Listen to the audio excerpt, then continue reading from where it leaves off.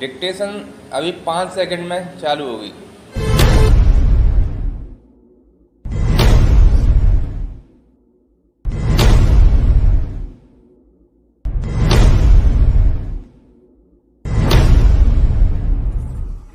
आघाट अभ्यास संख्या 53 ओपी शुक्ला। सभापति महोदय, माननीय मंत्री महोदय ने जो बिल पेश किया है मैं उसका पूर्ण रूप से समर्थन करता हूं। स्वतंत्रता प्राप्ति के पश्चात हमारा देश विश्व का सबसे बड़ा प्रजातंत्र बना।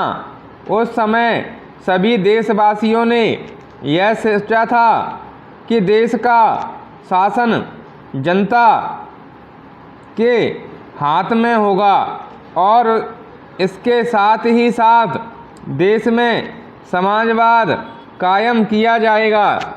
जनता को आशा थी कि देश में अब किसानों और मजदूरों का राज होगा।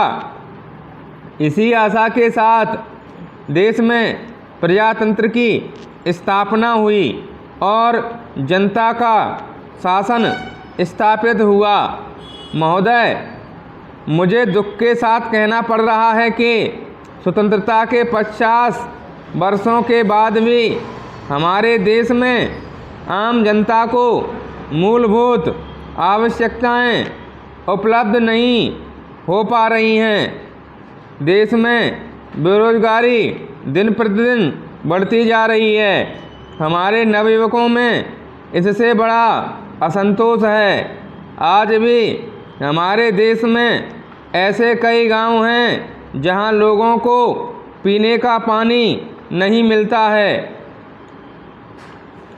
आज भी देश में लाखों लोग बेरोजगार हैं।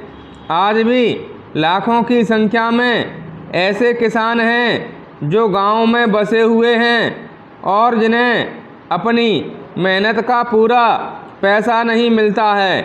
देश में हजारों ऐसे लोग हैं जो अपने पुश्तैनी धंधों पर निर्भर करते हैं, लेकिन आज भी वे बेकार पड़े हुए हैं। उनको अपने काम के प्रति कोई प्रोत्साहन नहीं मिल रहा है।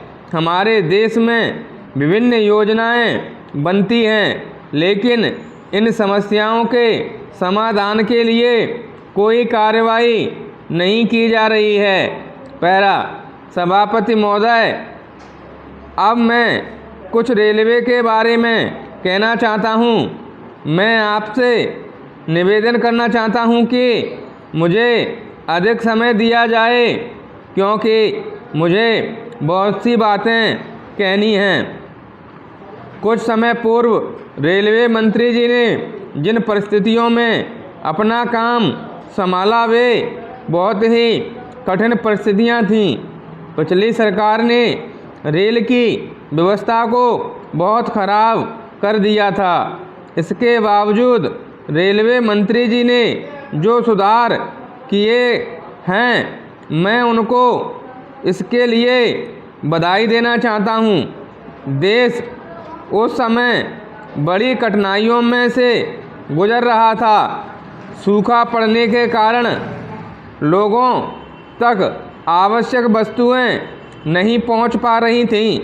ऐसे समय में रेलवे ने लोगों तक आवश्यक चीज़ों को समय पर पहुंचाया, जिससे कि जनता को अधिक परेशानी का सामना न करना पड़े। मैं यह भी बताना चाहता हूं कि देश के ऐसे क्षेत्रों में जहां पीने के पानी का बहुत अभाव था, वहां पर भी रेलों द्वारा पीने के पानी को पहुंचाकर लोगों को राहत पहुंचाई गई। पैरा महोदय, मैं मंत्री महोदय को एक बहुत ही अच्छा बजट पेश करने के लिए भी धन्यवाद देना चाहता हूँ।